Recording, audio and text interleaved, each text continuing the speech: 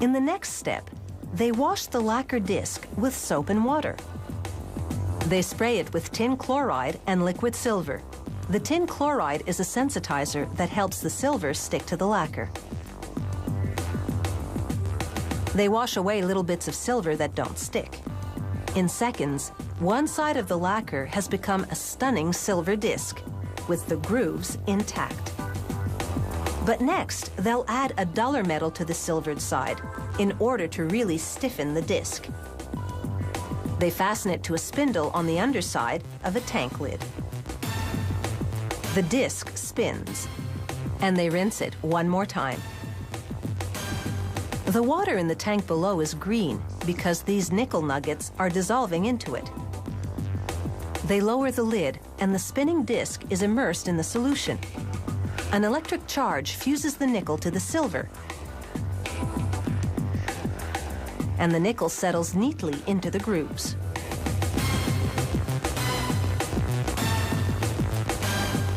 Now they remove it from the tank and pry the metal layer away from the original lacquered disc. This metal layer is a stamper that will be used to press vinyl records. And the lacquer disc, which has served as its mold, is discarded. Now they look for the exact center of the stamper. A worker places it under the microscope, which is part of an optical centering punch. As the stamper disc spins, he aligns the grooves with a guide in the viewfinder. When he finds the center, he punches a hole there.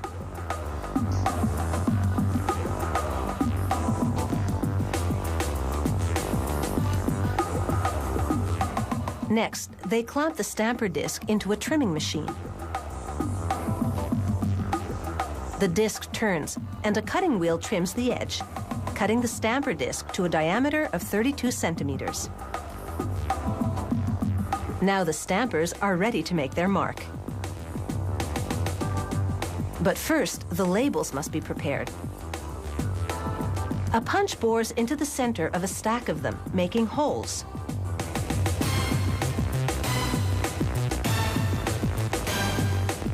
Then they place the labels on a mini press.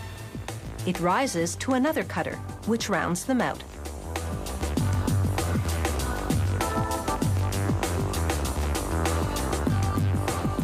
They pour black polyvinyl chloride pellets into a hopper.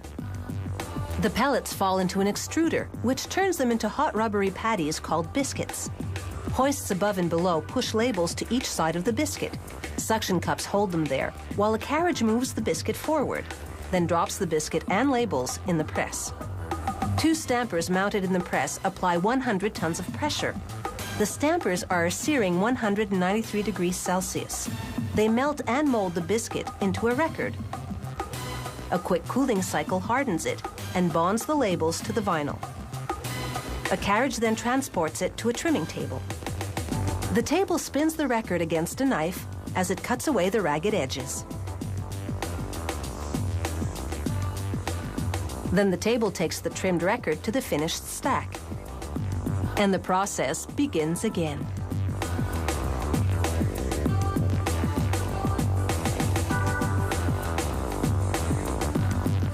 This is a really well-choreographed musical production.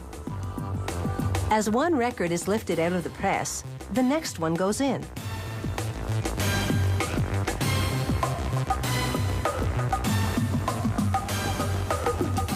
The pressing and trimming of a vinyl record takes just 28 seconds.